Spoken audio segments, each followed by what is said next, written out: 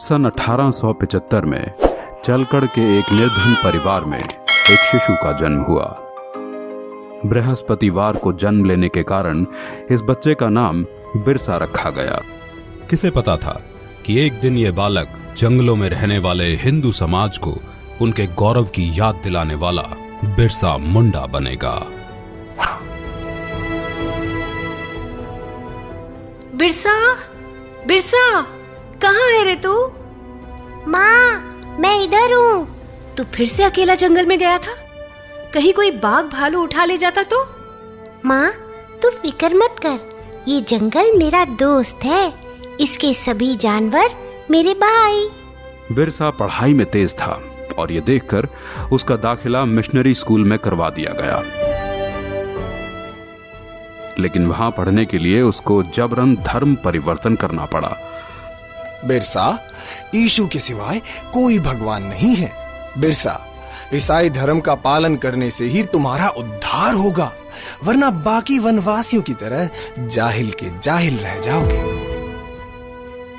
जैसे जैसे बिरसा बड़ा होने लगा, वो अंग्रेजों के अत्याचारों से परिचित हुआ और समझ गया कि अंग्रेज उनसे उनके जंगल छीनना चाहते हैं और ईसाई पादरी जंगल में रहने वाले सभी हिंदुओं को ईसाई बनाना चाहते हैं।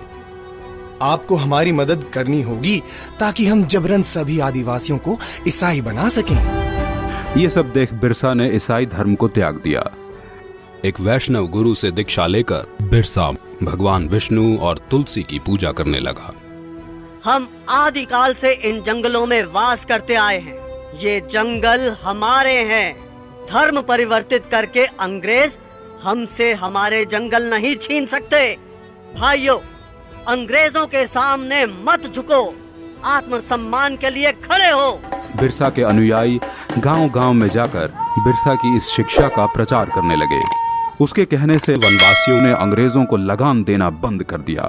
ये सब देख अंग्रेजी हुकूमत तिलमिला गई और उन्होंने बगावत भड़काने के जुर्म के लिए बिरसा को 2.5 साल की कठोर कारावास की सजा सुनाई। लेकिन बिरसा का आंदोलन अब रुकने वाला नहीं था। न वनवासियों ने लगान दिया, न बेगारी की। बिरसा के छूटने पर सारे वनवासी उसके गांव में इकट्ठा हो गए। बिरसा की क्रांति की पुकार से सिंह भूमि, चाईबासा और रांची के जंगल गूंज उठे। अब वक्त आ गया है जब हम अपनी जमीनें अंग्रेजों से वापस लेंगे और एक नए सतयुग का आरंभ होगा। हम इस धरती के पुत्र हैं और यहाँ हमारा राज होगा। बिरसा गांव-गांव घूमकर अंग्रेजों के खिलाफ मोर्चा बढ़ाने लगा। बिरसा के अनुयायी तीर कमान से लड़कर भी अंग्रेजों की बंदूकों पर भारी पड़ने लगे। वे जंगल से आते और अंग्रेजों को मारकर गायब हो जाते। जिस तरह बिरसा हम पर और हमारे ठिकानों पे हमला कर रहा है, ऐसे तो ईसाई धर्म का यहाँ अंत ही हो जाएगा। बिरसा वनवासियों को ईसाई बनने नहीं देगा। हम बिरसा के सिर पर भारी इनाम रखेंगे, फिर देखते हैं वो भागकर कहाँ जाता है। हाँ, क्यों नहीं? रुपयों के लालच से भी किसी वनवासी ने बिरसा से गद्दारी नहीं की और अंग्रेजों को एक के बाद एक हार का सामना करना पड़ा। एक बार जंगल में खाना बनाने के धुएं से अंग्रेजों को बिरसा के ठिकाने का पता चल गया। सभी वनवासी सरदार बिरसा समेत पकड़े गए और उन्हें सख्त कारागार में डाल दिया गया। बिरसा की कमर और पैरों में लोहे की बेड़ियां डाल उसे एक छोटी सी कोठरी में बंद कर दिया गया।